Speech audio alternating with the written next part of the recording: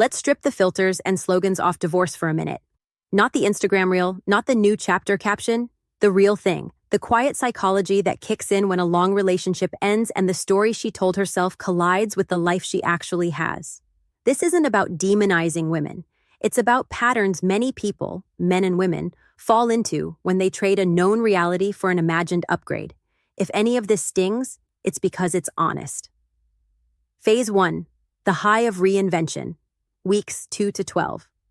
At first, leaving feels like winning. It's the adrenaline rush of starting over. The illusion of control wrapped in the excitement of change. New routines, new hair, new plates, new playlists, new plans. Every morning, she wakes up with a quiet pride in her chest. The kind that whispers, "You did it. You're free now." Her friends become her cheerleaders, feeding her constant validation. "You're glowing. You look younger. You're so brave." They toast to her new chapter as if life can be rewritten overnight.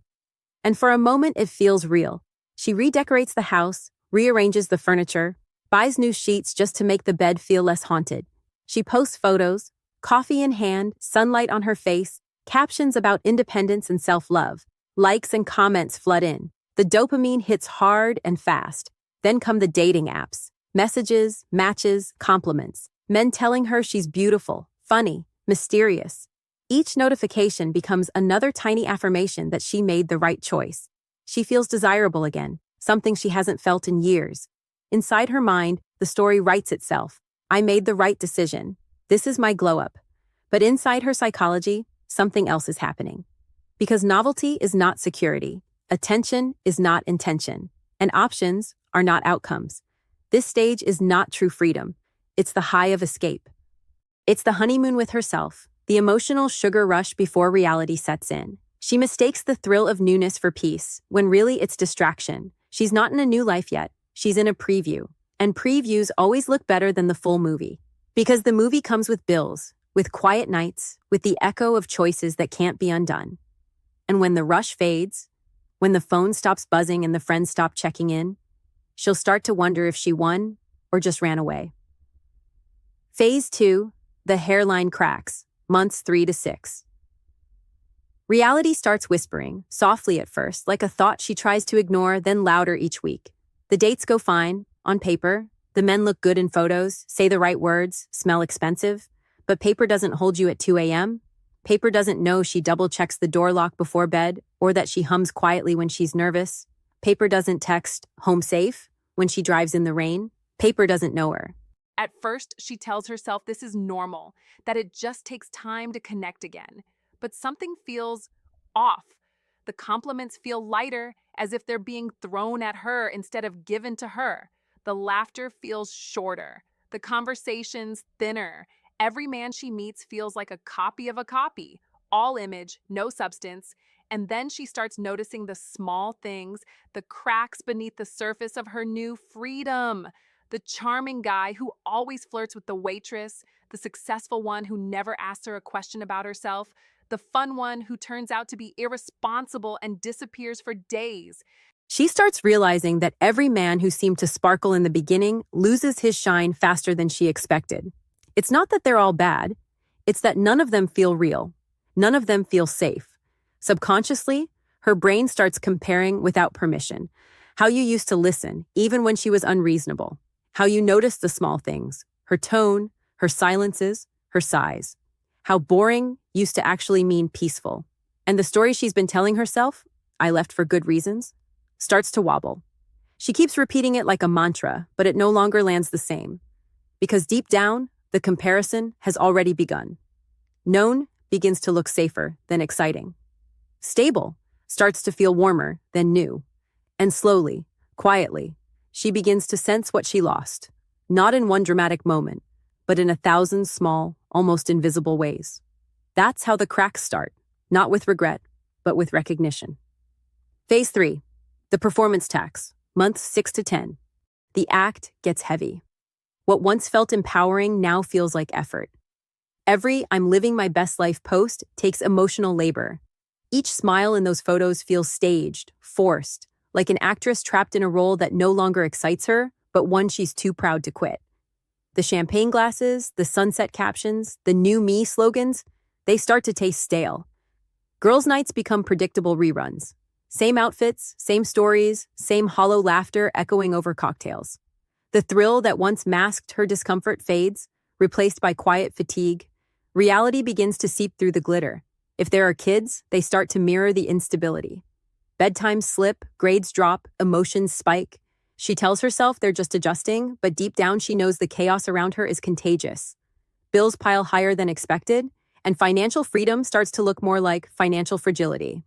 Her circle shifts too, subtly, then suddenly. Married friends distance themselves, not out of cruelty, but out of quiet discomfort. She's no longer part of the couple dynamic. Her presence reminds them of fragility. Invitations slow down, group chats get quieter. The single friends, they become competitors. Same bars, same dating apps, same pool of tired men. What used to feel like sisterhood now feels like silent rivalry. Each friend becomes both ally and opponent in the exhausting game of validation. And then comes the big psychological shift. Revision. Not, I was wrong. Never that. The ego won't allow it. Instead, the narrative softens around the edges. Maybe you've changed. Maybe we both needed time. Maybe it could work now. These thoughts keep pride intact while quietly reopening a door that once slammed shut. It's a mental escape hatch from regret, a way to consider going back without admitting failure. Meanwhile, the dating pool teaches her lessons she never thought she'd learn.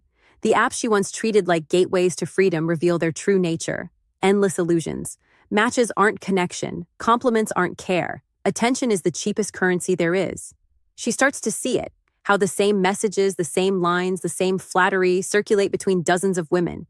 How men swipe not from interest but from boredom. How every good morning beautiful is just copy-pasted noise. And slowly, a truth settles in.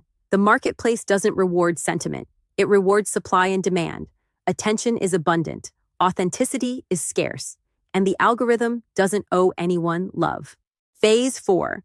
The reckoning, around the 12-month mark. The noise finally fades. The friends who once said, "You're glowing," have gone quiet. The apartment feels too large for one person. The silence between walls begins to hum. Weekends rotate between distraction and emptiness. But Sunday night, that one always hits hardest. Because Sunday night isn't freedom anymore. It's reflection. It's the weight of everything that's missing. It's not independence, it's absence. Cognitive dissonance starts to creep in like a slow fever. It looks like insomnia, overthinking, and endless scrolling through a phone that barely buzzes anymore. Belief A. I chose what's best for me. Belief B. Then why am I lonelier, poorer, and more anxious than before? Those two thoughts can't coexist peacefully, and the mind, desperate to survive, begins to distort reality. It numbs with wine, with noise, with new faces. It blames you for not fighting harder. Or it bargains, sending cautious late-night messages that sound casual but mean something else entirely. Hey, how are you? Remember that trip we took? I saw something that reminded me of you. Translation, I remember where safety lived. Translation, I can't sleep and I don't know who I am without that sense of home. Then comes the phantom partner effect. The strangest, most haunting part. It's the reflex to share a meme, to ask your opinion, to send a picture of something only you two would understand.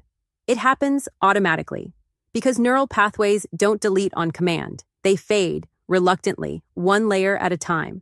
And in that fading, the mind keeps reaching for what it once knew, for the voice, the presence, the steady ground that used to make the world feel safe. That's the reckoning, when the silence starts to echo back everything she tried not to hear. The quiet cuts. No one posts touch deficit, not sex, but the thousands of small touches that hold a life together. The shoulder squeeze in the kitchen that said, I see you. The casual brush of fingers while passing in the hallway. The feet that found each other in sleep without even thinking. Those small points of contact were invisible glue, reminders that she was part of something bigger than herself. When they vanish, the nervous system notices. Her skin starts to ache for connection. Stress hormones climb, her pulse quickens at night, and sleep becomes fractured. What she called freedom begins to feel like deprivation, because the human body, no matter how independent the mind pretends to be, still craves warmth. Identity drift. For years, her choices were filtered through us.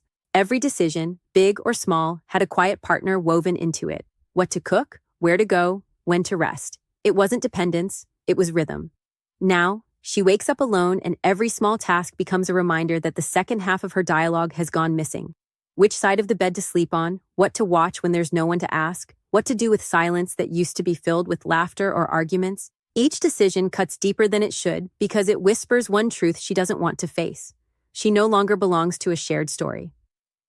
Money math. Independence with half the resources is not the same as independence with shared support. The bills come, the numbers tighten, and the small luxuries that once felt effortless now feel like guilt. Freedom costs more than she imagined. Every purchase is a reminder that stability once came from partnership, not from spreadsheets. She told herself she wanted to build her own life, but what she's really doing now is managing survival. Freedom without margin isn't liberation, it's a tightrope walk without a safety net where every gust of uncertainty threatens to knock her off balance. Dating apps flood her with attention at first, like a spotlight turned on after years in the dark. Matches pour in, messages pop up nonstop, and for a brief moment she feels desired, validated, alive again. It's intoxicating, but that rush fades fast because these platforms aren't designed for love. They're designed for consumption. The market rewards novelty, not loyalty. It optimizes for speed, not sincerity. Soon, she begins to notice the pattern. Conversations start the same, end the same, dissolve into nothing. Every man she meets seems charming for a night, but hollow by morning. The compliments blur together. The jokes feel rehearsed. She's being courted by algorithms, not by souls. And the more she scrolls, the more invisible she starts to feel. So she adapts. She changes her tone. She tells herself she's being more open-minded, less picky, just going with the flow.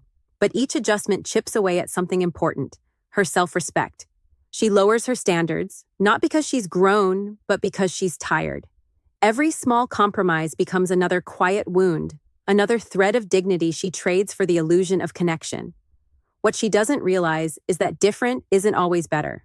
Sometimes it's just noisier. Sometimes the endless choices only amplify the emptiness. The more she swipes, the less she feels. The faces blur, the names fade, and attention becomes background noise, loud but meaningless. And when loneliness creeps in, some sprint straight into the arms of a rebound, mistaking motion for healing. They rush to rebuild what was lost, meeting the kids too soon, pushing for labels before trust, swallowing red flags just to avoid another silent night. They call it moving on, but it's really running away. Those stories rarely end well, because anything built on wet concrete eventually collapses, and when it does, it doesn't just break. It takes pieces of them with it. Pieces they may never get back. Your side of the ledger. While she's revising, you might be rebuilding. Men often metabolize loss through structure, gym, work, projects, new rules. You become the version of yourself you wish you'd been earlier. That creates its own sting for her. He grew, but not with me. That's not cruelty, that's consequence.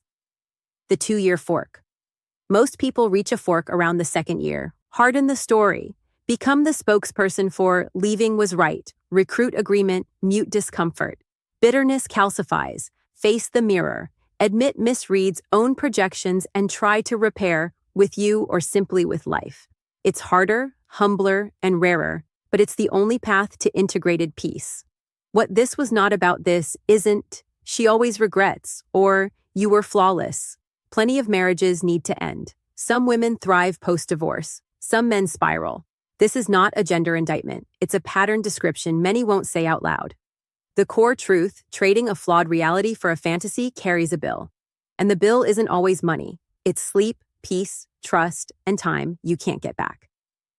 What to do with this? For men, stop doom scrolling her highlight reel. It's advertising, not accounting. Audit, don't obsess. Learn your part. Level up for you, not revenge. Hold your frame. Boundaries over breadcrumbs. No late-night therapy texts. Protect the kid's world. Stability beats moral victories. Choose standards, not stories. If reconciliation ever appears, it must be built on truth, accountability, and change behavior. From both sides. The line. No algorithm will give you. She didn't always leave because you weren't enough. Sometimes she left because she thought more existed on demand. But markets, psychology, and time don't negotiate with feelings. They settle in reality. And reality is this. If you keep becoming a stronger, calmer, more grounded man, you won't need her regret to validate your future. Closing. Don't wait for her to understand your value. Understand it yourself. Don't chase her storyline. Write your own. Respect the past, learn the lesson, and build a life that doesn't need an audience to be real. If you want more straight talk on relationships, post-divorce growth, and male psychology, stick around. And if this hit home, share it with the man who needs the unfiltered version.